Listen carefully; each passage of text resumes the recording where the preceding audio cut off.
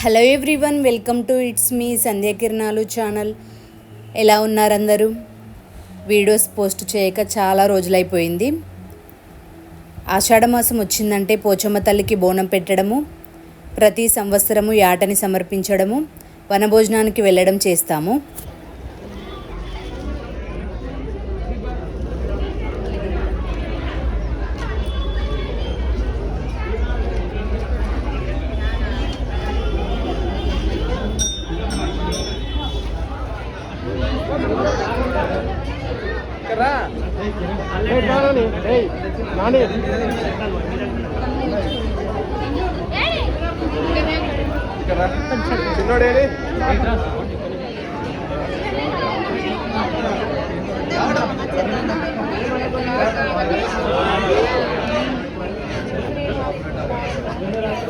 పోచమ్మ తల్లికి బోనం పెట్టిన తర్వాత యాటపిల్లని వాటర్తో కడిగి బొట్టు పెట్టి కళ్ళు తాయిపించి దేవుడి ముందు జడిత ఇచ్చిన తర్వాతనే కట్ చేస్తారు.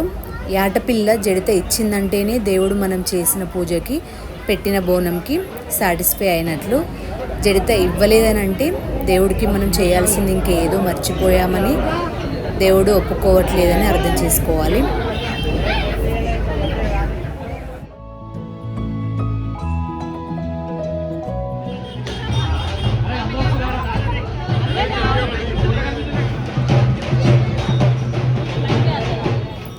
పోచమ్మ తల్లి వద్ద బోనం పెట్టిన తర్వాత నెక్స్ట్ శ్రీ రేణుకా ఎల్లమ్మ టెంపుల్కి వెళ్ళాము.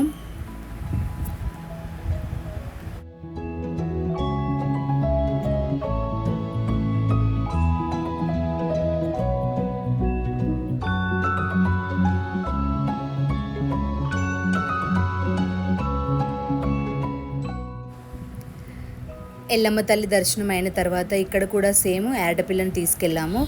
ఇలా ప్రతి సంవత్సరము ఆషాఢ మాసంలో పోచమ్మ తల్లికి ఎల్లమ్మ తల్లికి దర్శనం చేసుకొని ఆడపిల్లని దేవుడికి సమర్పిస్తాము.